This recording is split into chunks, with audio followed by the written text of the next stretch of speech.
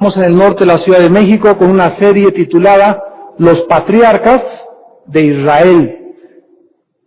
Y estamos en esta noche abriendo nuestra Biblia en el capítulo 17 del libro del Génesis con nuestro tema La renovación de la fe. La renovación de la fe. Aquí en el capítulo 17 del Génesis encontramos a un hombre de 99 años, desesperado, porque llevaba 50 años de casado sin tener hijos. Su nombre, Abraham. No Abraham, sino Abraham.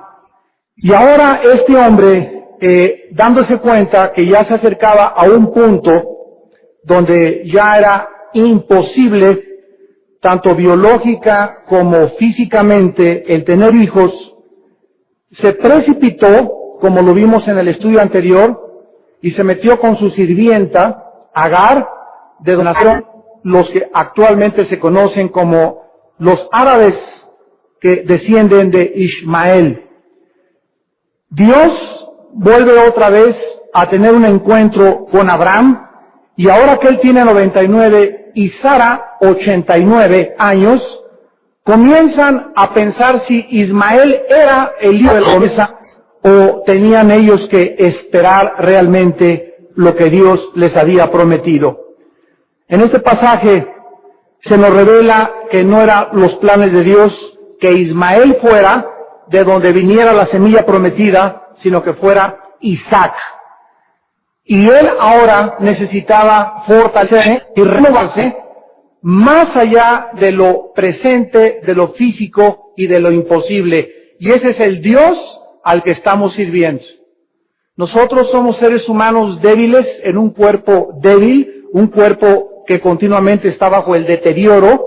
Estamos bajo la primera y la segunda ley de la termodinámica, lo que se conoce con la ley de la entropía, donde tenemos que cobrar conciencia que mientras pasan los años, cada vez vamos teniendo menos capacidad pulmonar, nuestro sistema cardiovascular cada vez trabaja más despacio, vamos envejeciendo, las células se van desgastando y tenemos que llegar a un momento donde no respondemos físicamente como podíamos hacerlo cuando teníamos 25 o 30 años de edad.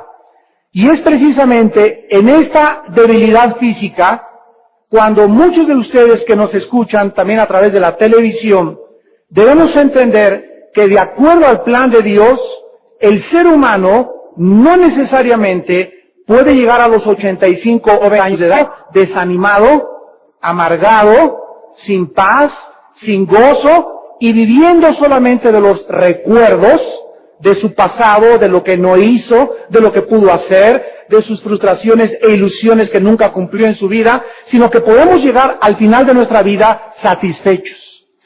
Podemos llegar al final de nuestra vida completos. Podemos llegar al final de nuestra vida aún extendiéndonos hacia lo que nos está esperando después de la muerte. O sea, no acaba la última crisis de nuestra vida, que es la muerte, no termina con nuestra vida. Porque si Cristo no resucitó, vana sería nuestra esperanza. No tendríamos ninguna aliciente para poder seguir viviendo. Como dice el apóstol Pablo en 1 Corintios 15, si no hay resurrección de muertos, comamos, bebamos, divirtámonos. Si la vida se trata de hacer dinero, pues vamos a hacer dinero. Si la vida se trata de tener más mujeres, ¿por qué le voy a ser fiel a mi esposa? ¿Para qué necesito seguir reglas de ética?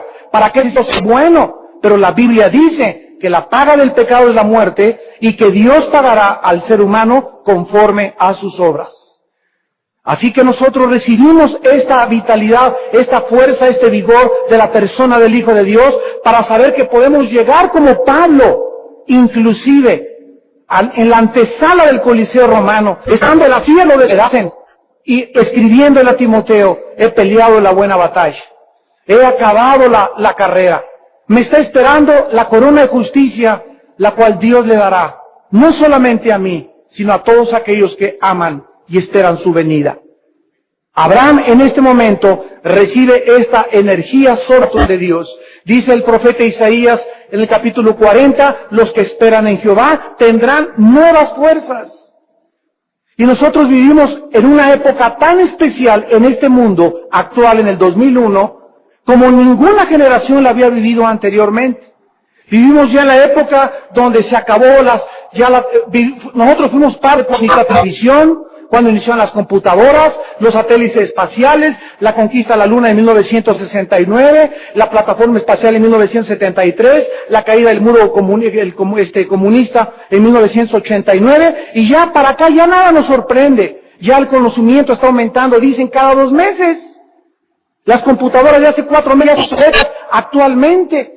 Así de rápido está el desarrollo tecnológico. Y es una época emocionante para vivir. Pero al mismo tiempo, la Biblia dice que vendrían tiempos peligrosos, tiempos violentos, tiempos bruscos, tiempos donde muchos apostatarían de la fe, tiempos donde muchos seres humanos no iban a aguantar presión.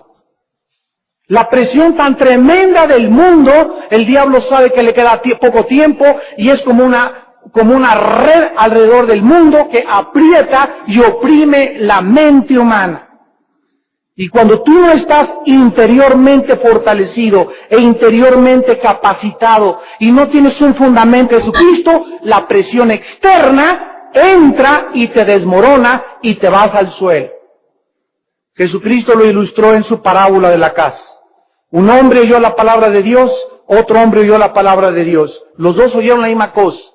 Pero cuando vinieron los ríos y los vientos y la lluvia y cayeron sobre esa casa, uno se desmoronó y el otro permaneció de pie. ¿Cuál fue la diferencia entre el uno y entre el otro? En que uno construyó su casa sobre la arena. El otro la construyó sobre la roca. Y dice la Biblia, no hay otro fundamento más que Jesucristo. O es Cristo el fundamento de tu vida, de tu casa, de tu matrimonio y de tu negocio, o está tu vida y todo lo que estás construyendo a tu alrededor construido sobre la arena. Y solamente el tiempo, las presiones de la vida demostrarán sobre qué está construida tu vida. En el versículo 1, Dios nos muestra el primer paso para renovar nuestra fe con Dios. Abraham necesita renovarse como muchos de ustedes en esta noche. Y más allá del presente y de lo físico y de lo imposible, tenemos que ver cómo penetra el rayo de luz a través de la oscuridad que nos rodea y poder tener ese ánimo que necesitamos para seguir viviendo para Dios. Era Abraham de edad de 99 años cuando le apareció Jehová y le dijo, yo soy el Dios El Shaddai, que se tradujo en el castellano Todopoderoso. Él significa Dios en hebreo. Shaddai en el hebreo significa pecho de una madre. Miren ustedes la asociación de las palabras en el hebreo en relación con el carácter de Dios. El Shaddai significa literalmente, traducido etimológicamente, el pecho de Dios. ¿Y qué es lo que nos dice Dios cuando se nos revela como el Dios que se tradujo todopoderoso?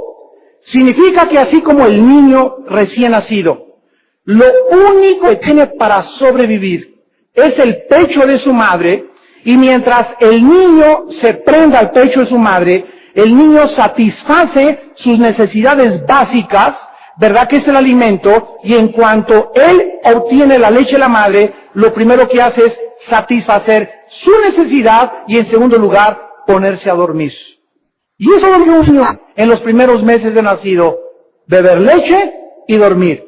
La madre, el pecho de la madre, tiene todo lo suficiente. Tiene los minerales, tiene las proteínas, tiene las vitaminas, tiene todo lo que el niño necesita. Actualmente se demuestra científicamente que los niños alimentados del pecho de la madre son niños que preparan mejor sus defensas inmunológicas a las enfermedades que atacan a los niños al año, a los 2 años de nacidos. Así que cualquier ginecólogo le recomienda a cualquier madre, alimenta con tu pecho a tu hijo por lo menos el primer año de nacido. Pues si la madre es todo suficiencia y es todo lo que ese niño necesita, Dios es todo lo que necesitamos. Mientras permanezcamos prendidos a Dios, asidos de la palabra de vida, agarrados al Todopoderoso, Él tiene todo para satisfacer nuestras necesidades físicas, materiales, mentales y espirituales. Yo soy el Dios todo suficiente en la traducción literal, que se tradujo todopoderoso. Ahora miren ustedes que a continuación Dios le ordena que para poder Abraham renovar su fe, necesitaba dos cosas: andar delante de él, y dos, ser maduro o ser perfecto. ¿Sabían ustedes que el niño corre y juega delante del papá? Pero después el niño comienza a caminar con el papá, primero delante del papá, después con el papá, lo cual indica compañerismo e indica unión. Y de la misma forma nosotros tenemos diferentes niveles para caminar con Dios. Cuando caminamos delante de Dios, somos niños espirituales. Cuando comenzamos a caminar detrás de Dios, somos siervos. Cuando caminamos con Él y comenzamos a aprender a caminar con Él, somos sus amigos. Y cuando caminamos en Él, somos miembros de su cuerpo. 4 formas diferentes de tener una relación íntima con Dios. ¿Tú cómo caminas con Dios? ¿Delante de Él? ¿Detrás de Él? ¿Con Él o en Él? Cuando llegamos a la carta de los Efesios, la palabra clave es ahí, en Cristo. En Cristo estamos sentados y resucitados. En Cristo todo es junto con Él. Ahora ya no podemos andar delante, detrás ni con. Ahora estamos unidos intrínsecamente con la vida de Jesucristo. En segundo lugar, en el versículo 2, Dios le dice: pondré mi pacto entre ti y mí, y te multiplicaré en gran manera. Pero antes de entrar Dios en este pacto, ¿qué era la segunda cosa que Dios le pide a Abraham en el versículo 1? Sé perfecto. Esta palabra perfecto nos habla de estar continuamente consagrándonos cada vez más. Dice en Efesios 4, hasta que lleguemos a la estatura de un varón perfecto, teleios en el griego, que significa maduro. La vida espiritual es exactamente una similaridad o una copia de la vida física. El niño necesita la leche, después jamoncito picado, después le das carne cuando le salen los dientes. Y así ustedes han nacido de nuevo. Cuando recibes a Cristo eres un bebé. Tienes ojos pero no ves. Ves todo así nebuloso, oscuro, no entiendes muchas cosas. El bebé solamente a los 4 meses comienza a reconocer a la mamá, pero cuando tiene ojos no ve, tiene oídos el bebé pero no oye, y ruidos nada más. Cuando va adaptándose su oído con el tiempo, va entendiendo qué ruido es este, estos son tijeras, esta es la voz de mamá, esta es la voz de mi papá, y así pasa espiritualmente igual. Ustedes acaban de recibir a Cristo, muchos comienzan a crecer y comienzan a adaptarse a la nueva dimensión espiritual. ¿Qué necesitan para crecer? Leche. ¿Y cuál es la leche? La Biblia.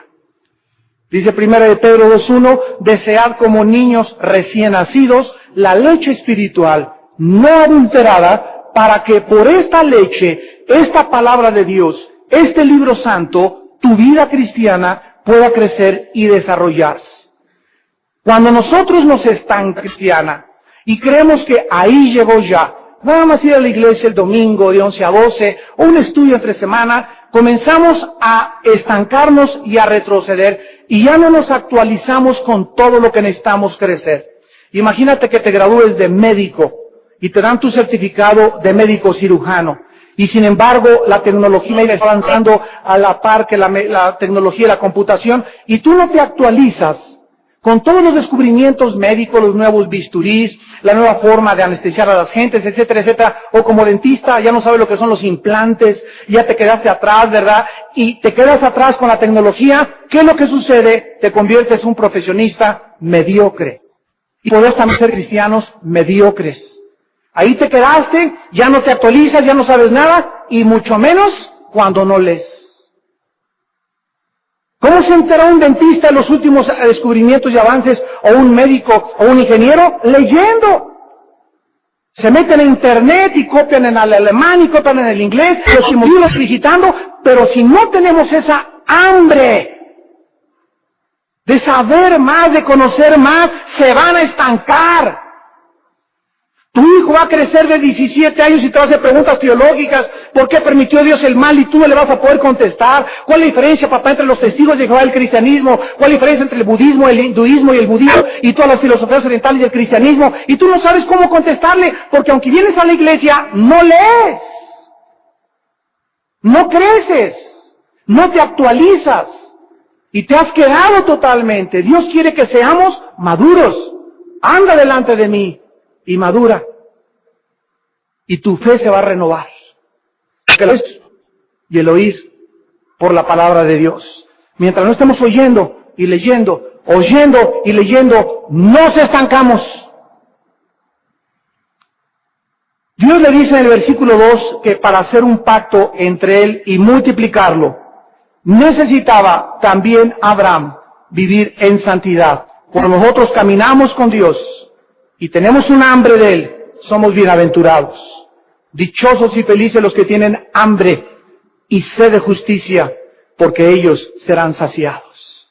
Es maravilloso. El otro día le decía a mi esposa, ¿sabes que en la vida cristiana llegamos a un nivel y es maravilloso saber que de repente nos graduamos y pasamos al siguiente nivel? ¿Cómo sabemos que nos graduamos? Porque hay más paz, hay más revelación, hay más conocimiento. Entiendo cada vez mejor la Biblia, cada vez busco y tengo un deseo profundo en las fibras más íntimas de mi alma, de estar más tiempo con Dios, de conocer más a Dios. Siento que amo más a mis ovejas, amo más a la gente. Todos esos estudios de que estás subiendo y elevándote a otros niveles. Pero ya cuando los cristianos tienen cara así, ya me sé todo, ya para qué, llegan a la iglesia y alabaré, ya no hay gozo, ya no hay nada, en tu casa gritos y sombrerazos, los niños gritando, y pleitos y cosas en el matrimonio, es cuando te das cuenta que has dejado de madurar, has dejado de crecer, y todo tiene una raíz, te has soltado de la mano del Señor Jesús. El tercer paso para nuestra renovación, dice el versículo 3 al 5, Abraham se postra sobre su rostro. Y Dios habla con él y le dice, he aquí me escojo y serás padre de muchedumbre de gentes. Y no se llamará más tu nombre Abraham, sino será tu nombre Abraham, porque te he puesto por padre de muchedumbre de gentes. El paso número 3 para renovar nuestra fe con Dios es tener una nueva experiencia con Dios. Cuando nos humillamos y estamos dispuestos a escuchar su voz y su palabra. La primera reacción de Abraham, ¿cuál fue? Cayó sobre tierra y se postró. Se humilló delante de Dios, lo cual implicaba humillación, y le dice dos cosas. En primer lugar, que él había sido escogido para que su semilla fuera la promesa que bendeciría la tierra. Cuando tú te das cuenta que al seguir a Dios, Dios ha prometido bendecir a mis hijos, Dios no solamente me salvó para que yo me fuera al cielo y viviera con Él en la tierra, sino para que mi semilla, para que mi esperma fuera santo. Y Dios busca, como dice Malaquías 2, descendencia en nosotros. Entonces Dios nos rescata para que nuestra descendencia se haga. No se queda solamente con nosotros, sino que es nuestra descendencia, nuestro esperma, nuestra semilla, nuestra simiente, la que tiene la bendición de Dios. ¿Cuántas veces encontramos en el Nuevo Testamento la frase, serás salvo tú y tu casa? ¿Quiénes se salvaron en los tiempos del diluvio? Noé, su esposa, sus 3 hijos y sus 3 nueras. 8 personas. Dios salvó a una familia. Dios quiere que tú te humilles para que tu familia, tus hijos, sean santos y sean bendecidos. Una jarra vacía no le puede dar nada a un vaso. La jarra tiene que estar llena de lo que tú estás lleno de lo que tú has. Si tú no tienes nada en esta vida más que materialismo, tus hijos serán materialistas. Si tú no tienes nada más que comunismo y odias a Dios, tus hijos serán ateos, a menos de que haya una garbanzo de alida alguno que se salve. Pero si tú estás lleno del Espíritu Santo y lleno de Dios, eso es lo que nosotros les damos a nuestros hijos, porque Dios nos los da para que los podamos transmitir. Pero necesitamos humillarnos delante de Dios. Y en segundo lugar, Dios le dice, tu nombre ya no será Abraham. La palabra Abraham en hebreo significa padre exaltado. Y Abraham significa padre de multitud o de muchas gentes. En cuarto lugar, versículo 18. Para renovar nuestra fe, Dios le dice a Abraham, te multiplicaré en gran manera.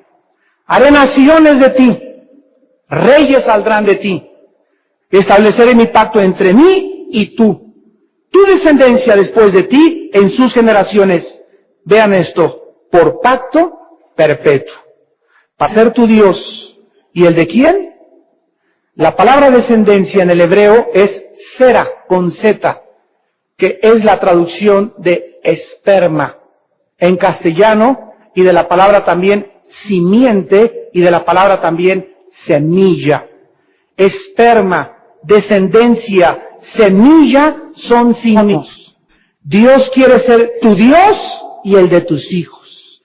Y no solamente el de mis hijos, sino también el de mis nietos y el de mis bisnietos, hasta la tercera y cuarta generación. Y le dice en el versículo 8, y daré a ti y a tu descendencia después de ti la tierra que moras, toda tierra de Canaán, en heredad perpetua, y seré el Dios de ellos. En cuarto lugar, nosotros renovamos, fortalecemos, vigorizamos nuestra fe creyendo las promesas de Dios. Se calcula que existen más de 8,000 promesas en este libro, en la Biblia, en las Sagradas Escrituras. Más de 8,000 promesas. Fíjate la diferencia entre creer bíblicamente. Hay mucha gente que dice, yo creo la Biblia, creo que Jesús murió en la cruz, que su mamá fue la Virgen María, que nació en Belén, pero esto que ellos creen intelectualmente no ha cambiado sus vidas. Mientras lo que nosotros creamos no nos transforme interiormente, esta creencia en la Biblia se llama la fe de los demonios. En Santiago capítulo 2. Porque el diablo cree la Biblia, el diablo cree a Dios, el diablo no cree. Y hay mucha gente que dice creer en Dios y se va a condenar. Porque no basta creer en Dios, sino creerle a Dios. Papito, sí, voy a estudiar, te prometo que voy a estudiar, creo que tú eres mi papá. Y llega el papá en la noche y el niño no hizo la tarea. Mira, mijito, si tú realmente me dijiste en la mañana que tú me creías que realmente el estudiar va a mejorar tu vida y tu nivel intelectual, etcétera, etcétera, ¿por qué no me obedeciste? ¿Qué no sabéis que la fe sin las obras es muerta? Entonces, el día nosotros creamos esto intelectualmente y de la cabeza baje a nuestro corazón, o sea, cuando yo comience a actuar conforme a lo que digo que creo, es cuando la Biblia se ha hecho una realidad en mi alma. Mientras este mensaje no transforme tu vida y te cambie interiormente, tu fe es intelectual. Dice en el libro de los Hebreos, capítulo 6, versículos del 12 al 15, a fin de que no os hagáis perezosos, sino imitadores de aquellos que por la fe y la paciencia heredan las promesas. De las 8,000 promesas que hay aquí en la Biblia, hay 2 ingredientes indispensables para que Dios me bendiga. Número 1, creerle a Dios, la fe. Yo necesito creer cómo debo tratar a mi esposa. Yo necesito creerle a Dios cómo debo llevar mis negocios, honestamente pagar impuestos. Necesito creerle a Dios lo que tengo que hacer y lo practico. Cuando yo practico, y creo lo que Dios me está diciendo, tengo fe. Y la paciencia es el espíritu que no se da por vencido. Yo les he dicho a muchos de ustedes, muchachas y jóvenes que me escuchan en esta tarde, y ven el reloj de las muchachas, pues ya tengo 30 años y ya se me está yendo el camión. Ya pasó la ruta 100 y no vino nadie. Y muchos van de iglesia en iglesia buscando, hombres también pasa lo mismo, pero dice la Biblia que si tú le crees a Dios que Él tiene la pareja ideal para tu vida, tú necesitas no salir con cualquier muchacho ni cualquier muchacha, necesitas tener el espíritu que no sea por vencido y jurarle a Dios y prometerle a Dios que no tomarás en serio a un muchacho o a una muchacha que no sean cristianos, para que tu hogar no sea un infierno el día de mañana. Necesitamos creerle a Dios. Dice que Dios le promete la semilla prometida y observamos que la semilla prometida en el versículo 7 de Génesis 17 que acabamos de leer es un pacto perpetuo por Dios. Por pacto perpetuo para ser tu Dios. ¿Qué significa esto? Que Abraham tendría descendencia sobre la tierra mientras la tierra dura. Dios anhelaba una relación personal con este hombre llamado Abraham para que todos sus descendientes, a través de él, fuera su Dios para siempre. Comparemos quiénes son los descendientes de Abraham en la Biblia. Porque si alguno dice los judíos étnicamente, esto no es lo que la Escritura enseña.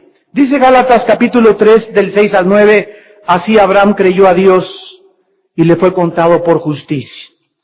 Sabed por tanto que los que son de fe, estos son hijos de Abraham.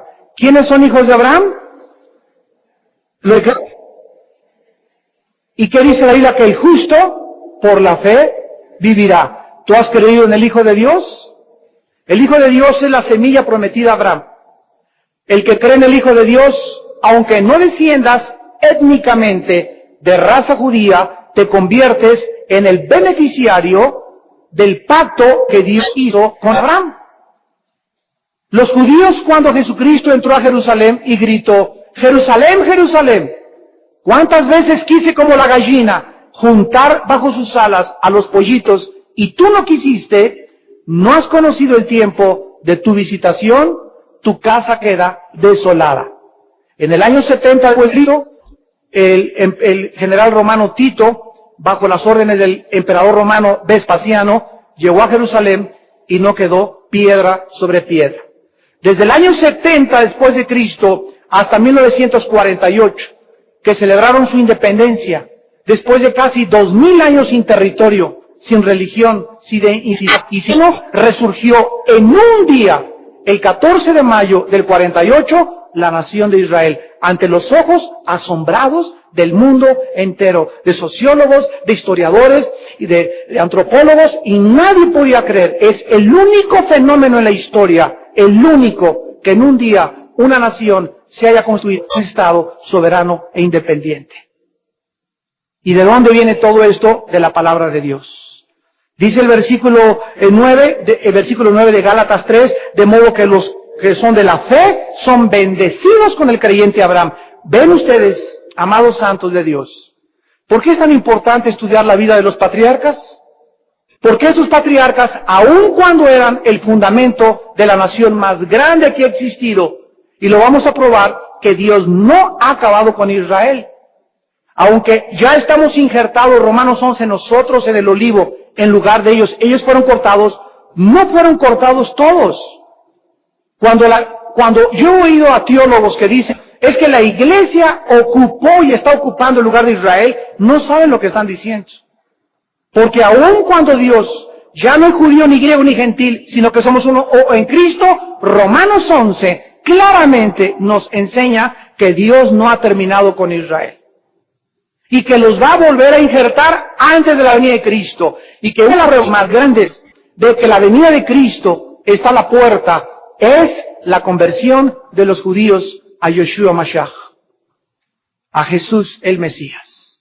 Como lo estamos viendo en la época que vivimos. Miles, se calcula que actualmente hay 125,000 judíos étnicos convertidos a Mesías. Solamente en Florida hay más de 50 iglesias mesiánicas. Porque ellos cuando se convierten, no le digas si son cristianos, ellos se llaman judíos mesiánicos. Porque ellos no entienden la terminología que nosotros tenemos y tenemos que ser pacientes con ellos. Regresamos a Génesis y veamos la enseñanza central de esta noche. Versículo 9, Dios le dice a Abraham de nuevo: en cuanto a ti guardarás mi pacto, tú y tu descendencia después de ti por sus generaciones.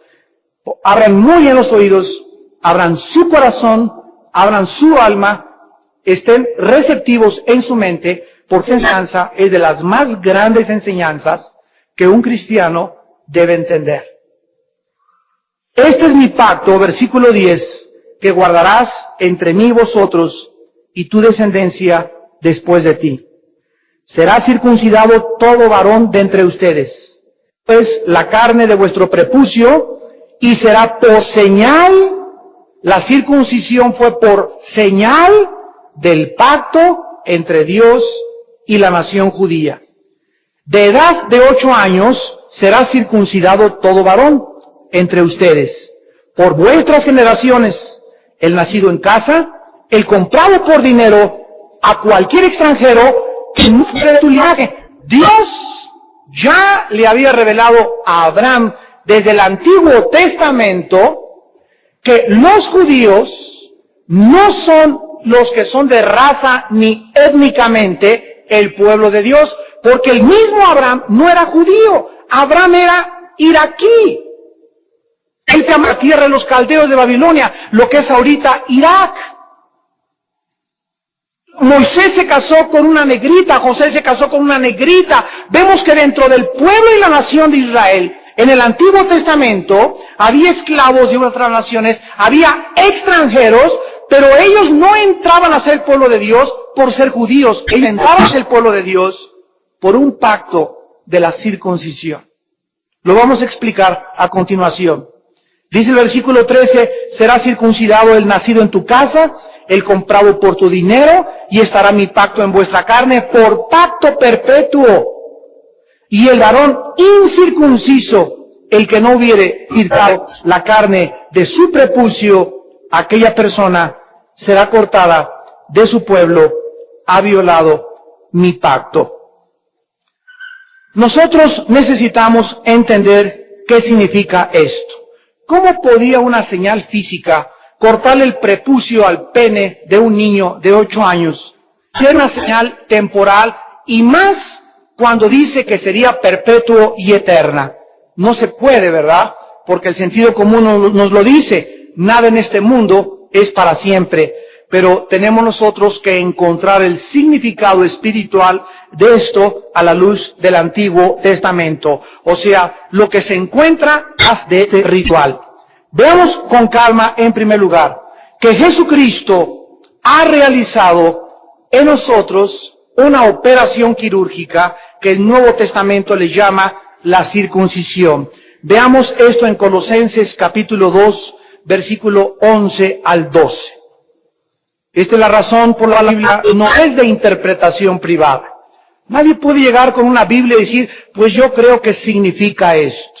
Pues para mí que esto representa esto. Sabes que no es lo que para ti represente, ni para mí tampoco, sino que la misma Biblia se tiene que interpretar a la luz de la misma Biblia. La Biblia son 66 libros escritos en un período de más de 1500 años por más de 40 hombres. Sin embargo, lo asombroso, lo milagroso, lo sobrenatural es que los 66 libros de la Biblia congenian y están unidos armoniosamente uno con el otro, y esto nos muestra de la sobrenaturalidad y que solamente el autor de la Biblia pudo haber sido Dios. Entonces, vamos a dejar que la misma Biblia nos explique ¿qué significa? Porque ya hemos descubierto esta noche que nosotros somos los cristianos, los que hemos creído en la muerte del Salvador, el Mesías Yeshua Mashiach, y le hemos recibido en nuestro corazón, y Él ha cambiado y transformado mi vida. La bendición, el pacto de Abraham es mi pacto, yo entro con Abraham en este pacto, y tengo que entender qué significa esa circuncisión a la luz del nuevo pacto en el cual yo estoy con el Mesías. Dice Colosenses 2, versículo del 11 al 12, en Él también fuisteis, ¿qué cosa? ¿Quién es Él? Está hablando de Jesucristo. En Cristo significa ¿qué cosa? En el prefijo en significa que dijimos unión, ¿verdad? Cuando estás en, estás unido. Cuando nos unimos a Él, mediante el bautismo del Espíritu Santo a Cristo, 1 Corintios 12:13, somos automáticamente, sin que nos demos cuenta, sigamos leyendo, con circuncisión no hecha a mano. Cuando recibimos a Cristo, recibimos una circuncisión no como la recibieron los judíos. Físicamente, materialmente, les cortaban el prepucio, lo cual era una señal, lo vamos a ver ahorita. Pónganse listos. Ahora es una circuncisión espiritual. Y dice, al echar de vosotros el cuerpo pecaminoso, carnal, en la circuncisión de Jesucristo. ¿Qué es lo que significa la circuncisión para el pueblo judío? Que entraban en pacto perpetuo con Dios al prepucio, y la carne del prepucio de los niños representa la naturaleza caída y la carne que tenemos nosotros. La verdadera señal de que una persona ha entrado en pacto con Dios bajo el Nuevo Testamento es que esa persona ha crucificado su carne con sus pasiones y sus deseos. La pureza sexual. La pureza sexual otra vez, que fue el tema de la conferencia de este domingo. Nunca podrás realmente saber si eres hijo de Dios si no amas la pureza sexual cada vez más y más y más en la vida. Los que son de Cristo han crucificado la carne. Y dice ahí, la carne tiene deseos. Pero si crucificar, no lo hago. ¿Y qué significa esto? Que te está volviendo. Y quieres ver esa muchachona. Y quieres ver ese video. Y quieres ver ese bikini. Y no lo haces. Y te volteas. Y te duele. Y te preguntas, ¿valió la pena aguantarme? ¿Cuándo voy a volver a ver ese bikini? Tal vez nunca, ojalá. Pero cada vez que tú tomas este deseo, quiero ser puro como Cristo.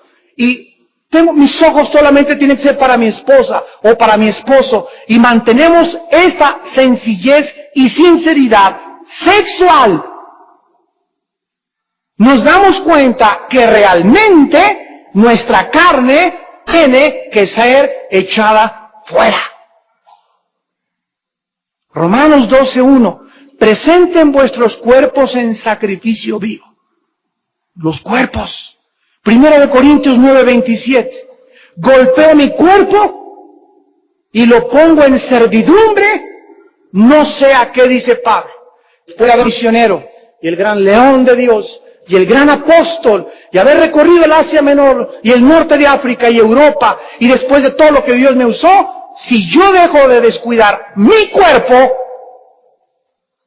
mi carne, puedo ser eliminado. Y eliminado no significa perder la salvación, significa ser sacado del partido, ser puesto en la banca, ser puesto en el fregadero porque está sucio y Dios no usa instrumentos sucios. Y aunque tú estés usando a Dios y estoy evangelizando y estoy predicando y estoy hablando, mientras tú seas impuro, mientras tú seas impura sexualmente, tú estás usando a Dios, pero Dios no te está usando a ti. Y muchos de ustedes cuando Cristo venga le van a decir, Señor, Señor, y Él les contestará, Señor, sí hablé lenguas y eché hasta demonios fuera y hice milagros, y Él les contestará, yo nunca te conocí, nunca hiciste mi voluntad. ¿Y cuál es la voluntad de Dios? Vuestra santificación. Sean santos como yo soy santo, dice el Señor.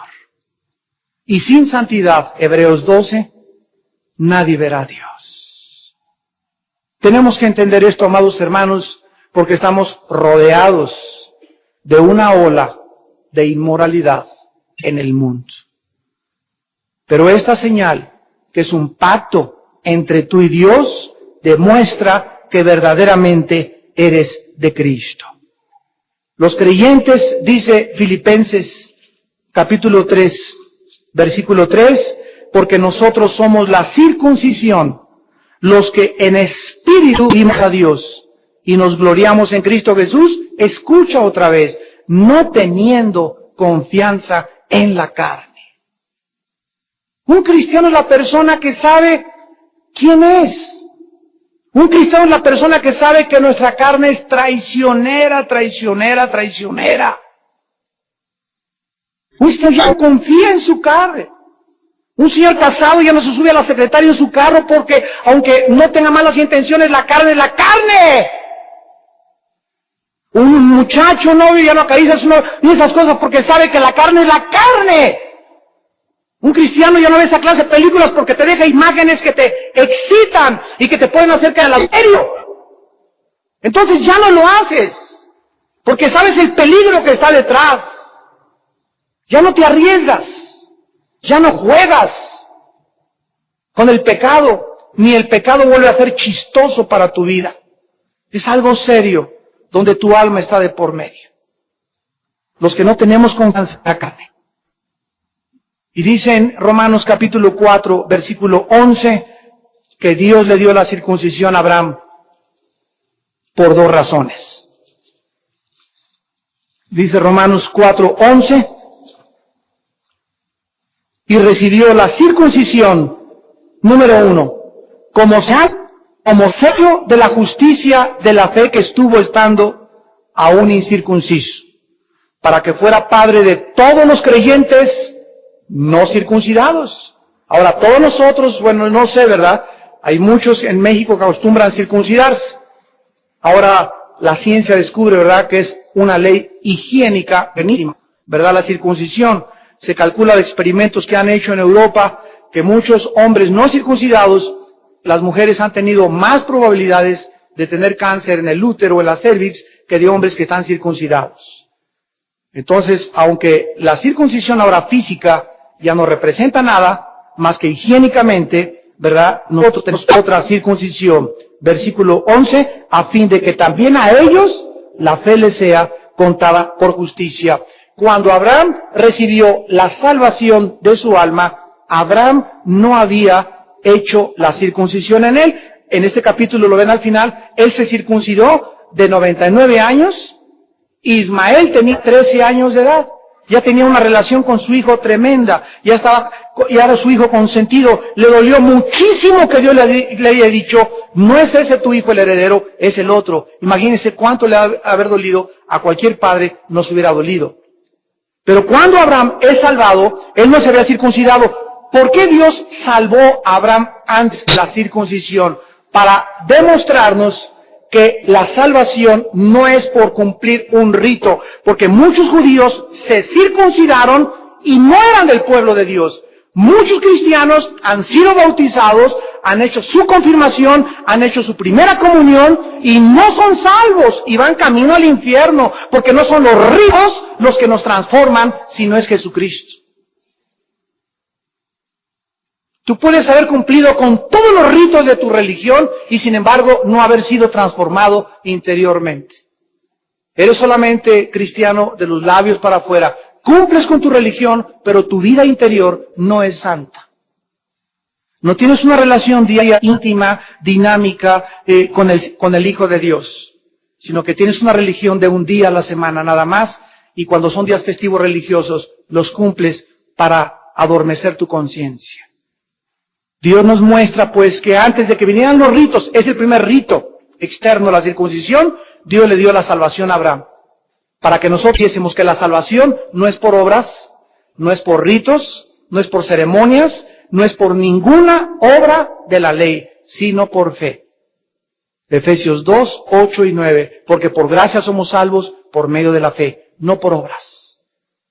Ni el bautismo nos puede salvar. El bautismo es una evidencia externa, ya que somos cristianos, ya que tenemos una conciencia, ya me bautizó. A un niño que se le bautiza no tiene conciencia y no es verdad que ese niño esté salvado de su pecado original. Estas son tradiciones de hombres nada más. No están en las Sagradas Escrituras. Amados santos de Dios, ¿cuántos de ustedes en esta tarde han tenido una experiencia de haber sido circuncidados por Dios? La pregunta es, ¿amas la pureza? ¿Sientes cada día un deseo más y más y más y más profundo de ser santo? ¿De ser santa? Dios no ha acabado con ninguno de nosotros, gracias a Dios. Todos deberíamos de tener un letrero que dijera, estamos en construcción. Porque no ha acabado Dios con nosotros, gracias a Dios. Unos de ustedes están parados en su construcción. Dios ya ha dejado de tratar con tu vida. Y ahí tienes los ladrillos tirados y todo, no tienes las ventanas, y ahí haciendo tu mitote dentro de tu casa y bailando y por aquí por allá, ni techo tiene tu vida. Y cuando vengan las pruebas en tu vida, que están viniendo a una velocidad vertiginosa, te darás cuenta en dónde estabas fundamentado. Y te darás cuenta que no habías construido más que en la arena. Nosotros necesitamos principios espirituales. La vida, Jesucristo dijo, es más que la comida, más que el vestido y más que el trabajo. Necesitamos trabajar para sobrevivir, necesitamos vestido y necesitamos comer. Pero si buscamos primeramente el reino de Dios y su justicia, todas estas cosas, Mateo 6:33, nos serán añadidas. Mucha gente anda desesperada buscando trabajo, buscando progresar, buscando avanzar en la vida, pero no se dan cuenta que si ellos progresaran y avanzaran, se olvidarían más de Dios. Desgraciadamente, la mayor parte de nosotros, yo me incluyo, tuvimos que llegar a una crisis en nuestra vida para abrir los ojos y darnos cuenta que necesitamos a Dios. Y que separados de Él, nada podemos hacer. Y que lo único que tiene valor en esta vida, lo único que es consistente, y lo único que nos puede dar dirección y seguridad y propósito para vivir es Jesucristo. Cualquier agua que bebamos volveremos a tener sed, pero el agua que Él nos da es una fuente dentro de nosotros que se convierte en río de agua viva, donde estamos fluyendo continuamente y estamos sacando las aguas, y las aguas son Él, y mientras más cerca estés de Él, más cascada se vuelve tu vida, y tú la transmites, la comunicas, la trasluces a través de tu mirada, a través de tu actitud, a través de tu forma como tú ves la vida y cómo aceptas los problemas que te rodean. ¿Cuántos de ustedes en esta noche no quisieran entregarle su vida a Jesucristo por primera vez? Oremos.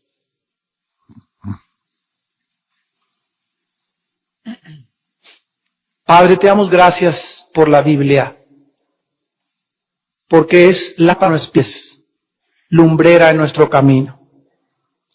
Gracias por habernos dejado leyes y verdades absolutas, no relativas, sino absolutas, donde nuestra vida cobra significado y propósito al obedecer este manual del día que nos dejaste para navegar con tranquilidad y con nuestras velas levantadas, empujadas por el viento de tu Santo Espíritu. En un mar que nos rodea, agitado, tormentoso, donde miles de barcos a nuestro alrededor, sin anclas y velas, están siendo azotados contra los arrecifes, naufragando por no tener un ancla. Y tu palabra dice que Jesucristo es la más segura y la más firme ancla de nuestra alma. Padre, muchas gracias porque tú no hiciste el sexo para que fuera disfrutado fuera del matrimonio. Tú creaste el sexo y solo tú eres relevante, porque tú tienes toda la autoridad de decirnos cómo usarlo. Satanás nos empuja a los deseos de nuestra carne, a alimentar nuestra carne y a usar el sexo fuera de la esfera del matrimonio. Tu palabra dice que el matrimonio sin contaminación sea santo, pero los fornicarios y los adúlteros los juzgará Dios. Gracias por dejarnos la sangre de Jesucristo para arrepentirnos, para lavarnos de la inmundicia sexual. Gracias, Padre, porque los que te pertenecemos necesitamos crucificar la carne. Tenemos que enfrentarnos con esta realidad tarde o temprano. La carne debe morir, para que pueda vivir a través de nosotros la vida de Jesús. Porque nosotros que vivimos estamos entregados a muerte, para que la vida de Jesús se manifieste a través de nuestros cuerpos mortales. Padre, santifica tu iglesia. Purifica tu iglesia, porque ella viene por una novia sin mancha ni arruga. Y te pedimos que podamos tener ese estándar, esa norma de vida de la santidad. Porque no hay más que la santidad para poder servirte. Señor, te pedimos que protejas a nuestros hijos, a tantos jóvenes que no entienden para qué sirve el sexo. Tantos jóvenes que están manchando sus vidas por siempre tal vez, con tantas enfermedades venéreas y con tantas cosas traumáticas mentales y psicológicas, y todo porque nadie les dijo ni les enseñó la santidad. Guárdanos como matrimonio, Señor, para que podamos vivir en santidad delante de tus ojos y para que tu bendición repose sobre nuestra casa. En el nombre de Jesús. Amén.